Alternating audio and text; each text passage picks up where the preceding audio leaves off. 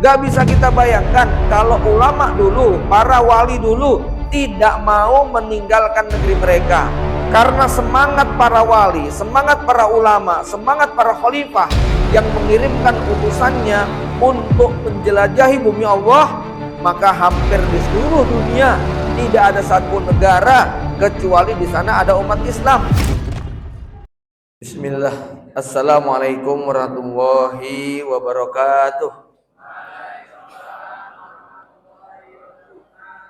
Innal hamdalillah nahmaduhu wa nasta'inuhu wa nastahdihi wa natubu ilaihi wa na'udzu billahi min shururi anfusina wa sayyiati a'malina. May yahdihillahu fahuwal muhtadi wa may yudlil falan tajida lahu waliyyan mursyida. Asyhadu an la ilaha illallah wahdahu la syarikalah wa asyhadu anna Muhammadan abduhu wa rasuluhu la nabiyya wa la rasula ba'dah. Allahumma shalli ala Muhammadin wa ala ali Muhammad kama shallaita ala Ibrahim wa ala ali Ibrahim innaka Hamidum Majid. Usikum wa ya nafsi bi taqwallah faqad fazal mu'minuna muttaqun. Bapak Ibu kaum muslimin muslimat, jamaah kajian malam Ramadan yang dirahmati Allah Subhanahu wa taala, kita bersyukur pada Allah di kesempatan malam ini Allah memberikan begitu banyak limpahan nikmat dan karunia-Nya, nikmat iman Islam, nikmat sehat sempat, sehingga malam ini Allah beri kemudahan untuk bisa menunaikan salah satu dari kewajiban kita beribadah kepada Allah dan melanjutkan dengan majelis ilmu. Allah mudah-mudahan Allah jadikan majelis kita berlimpah dengan rahmat dan barokahnya. Salawat dan salam semoga terlimpah curahkan pada baginda Nabi Muhammad SAW, juga pada keluarga, kerabat, sahabat dan para pengikut yang setia sampai kiamat. Semoga kita termasuk yang mendapatkan syafaatnya di yaumil hisab. Bapak Ibu yang dirahmati Allah, malam ini tema spesial kajian kita adalah tadabbur negeri para nabi dan rasul.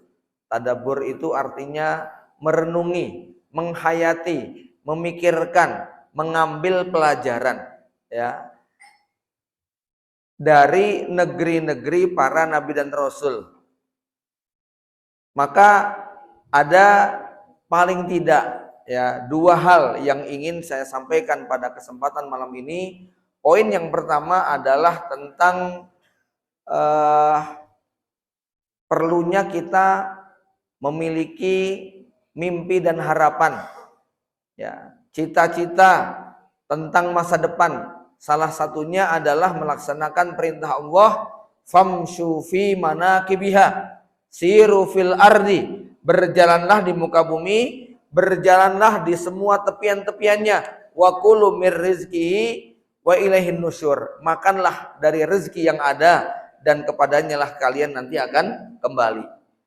Bapak Ibu yang dirahmati Allah, maka ini adalah bagian daripada satu tahaddus bin nikmah. Saya ingin berbagi nikmat karena dalam 4 bulan terakhir Allah beri kemudahan untuk bisa salah satunya mengunjungi ataupun menjelajahi negeri para nabi dan rasul. Dalam hal ini tentunya khususnya buat adik-adik ya, kata Imam Syafi'i, safir tajid iwadon amman tufarikuhu, bersafar kalian nanti akan mendapatkan ganti dari apa yang kita tinggalkan. Menjelajah bumi Allah yang sangat luas, Allah akan memberikan banyak sekali hikmah dan pelajaran. Kita belajar tentang bahasa, kita belajar tentang budaya, kita belajar tentang adat istiadat, kita belajar tentang adab dan etika, kita belajar tentang bisnis, kita belajar tentang ekonomi. Ini kalau kita banyak keliling dunia, salah satu hikmah yang bisa kita ambil adalah mendapatkan begitu banyak pelajaran dan pengalaman yang tentunya ini sangat bermanfaat ya. Maka kita lihat para tokoh-tokoh dahulu, para sahabat Nabi yang meninggal di kota Madinah lebih sedikit daripada yang meninggal di luar kota Madinah. Kenapa? Karena mereka mayoritas ingin melakukan perjalanan ya, menyelusuri bumi Allah dalam rangka untuk mendakwahkan ajaran Allah Subhanahu wa taala. Gak bisa kita bayangkan kalau ulama dulu, para wali dulu tidak mau meninggalkan negeri mereka. Kalau para wali dulu hanya diam saja di kampungnya, kira-kira sampai nggak Islam ke sini, Pak? Tidak, ya. karena semangat para wali, semangat para ulama, semangat para khalifah yang mengirimkan utusannya untuk menjelajahi bumi Allah, maka hampir di seluruh dunia tidak ada satu negara kecuali di sana ada umat Islam. Bahkan negara yang menjadi pusat Katolik dunia, Italia dalam hal ini, Roma, Vatikan, itu di sana masjid berdiri. Ya, negeri-negeri Eropa yang paling ujung, Swedia, Skandinavia, Norwegia, itu juga umat Islam ada di sana. Bahkan negeri Eropa yang kita tahu bagaimana mereka Islamofobia, ternyata geliat umat Islam di sana sangat luar biasa. Ya, nanti di wilayah yang dinginnya itu sampai 27 derajat minus. Ya, sholat di atas salju, kita saksikan bagaimana umat Islam mereka juga ada di sana. Nah, ini nomor satu tentang hikmah kalau melakukan apa? Perjalanan. Nah, yang kedua, hikmahnya adalah ya yang akan saya ceritakan nanti tentang bagaimana kita menyaksikan jejak para nabi dan rasul yang mereka diutus oleh Allah Subhanahu wa taala. Ya, mana tempat yang paling banyak nabi dan rasul diutus? Ternyata 124.000 nabi dan 313 rasul diutus oleh Allah Subhanahu wa taala itu berada di daerah Timur Tengah, khususnya di wilayah negeri Syam. Negeri yang hari ini kalau dibilang negara ada Yordania, ada Palestina, ada Suriah, dan ada Lebanon. Bapak Ibu yang dirahmati Allah Subhanahu wa taala, ini kita berada di kampung mana nih, Pak? Wates Klego. Saya nggak tahu sinyalnya nyampe apa enggak ini ya.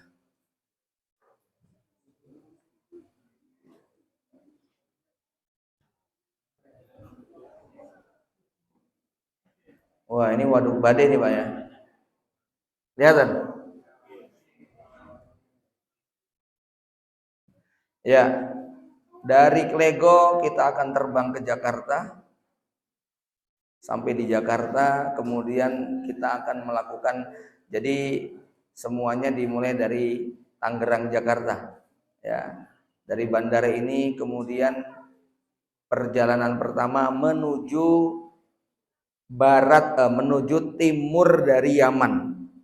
Nama negerinya, jadi perjalanan kami pertama kali adalah menuju Muscat. Muscat itu adalah ibu kotanya Oman. Pernah dengar negeri Oman, Pak? Ya, Oman ini ada di sebelah selatan. Nah, ini namanya Oman. Bandaranya namanya Muscat. Perjalanan dari Indonesia ke Oman kurang lebih sekitar 8 jam. Jadi kalau ditarik dengan ini kurang lebih sekitar 6.400 km. Ya.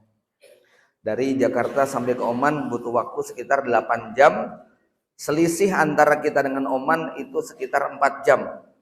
Dari Oman kalau mau ke Mekah tinggal ya masih ada sekitar 1.900 kilo.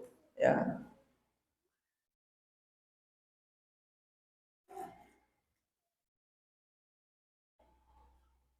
Ini kota Mekah.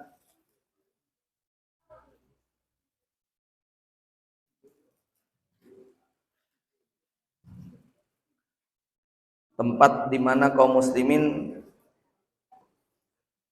merindukan dan menghadapkan wajahnya setiap hari 5 kali untuk menghadap Masjidil Haram. Ini Ka'bah, ya.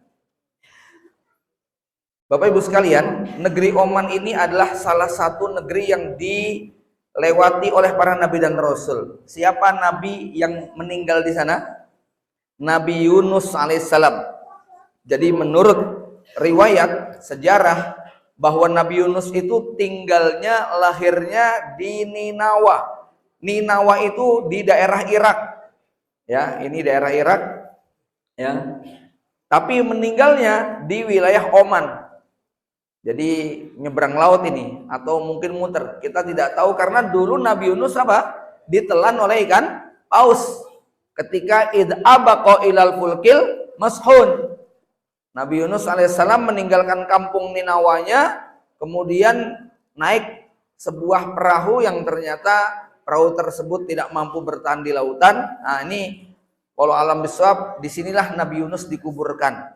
Bapak Ibu yang dirahmati Allah, Nabi Yunus kemudian diberi karunia ketika Nabi Yunus kembali ke negerinya. Di situ penduduknya beriman, yang beriman sampai 100.000 orang.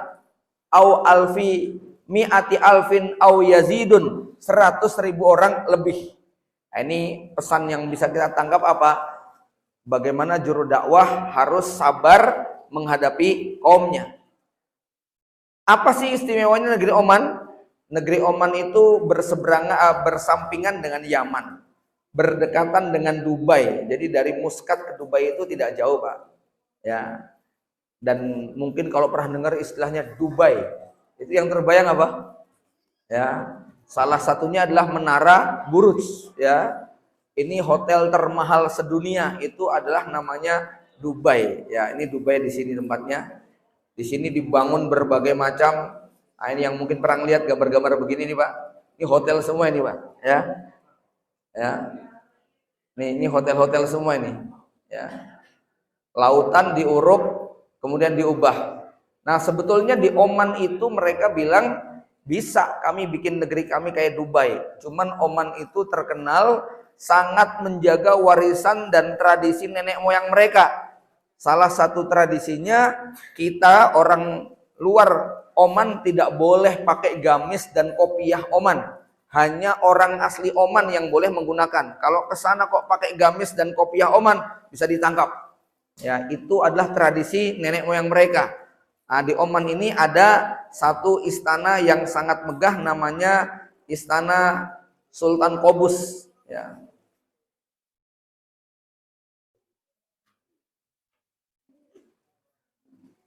Masjidnya masjid termegah di Oman, namanya Masjid Sultan Qaboos. Di sana sistemnya kerajaan. Karpetnya termasuk karpet terbesar dengan proses pembuatan selama 4 tahun oleh 600 wanita dengan bobot lebih dari 22 ton. Ya. Ini apa namanya, negeri Oman kayak gini, Pak, tempatnya, Pak. Ya.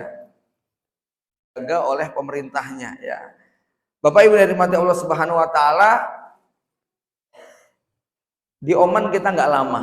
Jadi sebetulnya menarik sekali negeri ini karena memang banyak sekali beberapa destinasi wisata, tapi karena waktu terbatas akhirnya kita di sana hanya 1 hari saja untuk kemudian lanjut perjalanan menuju negeri yang paling banyak disebut dalam sejarah, yaitu negeri Mesir atau Kinanah.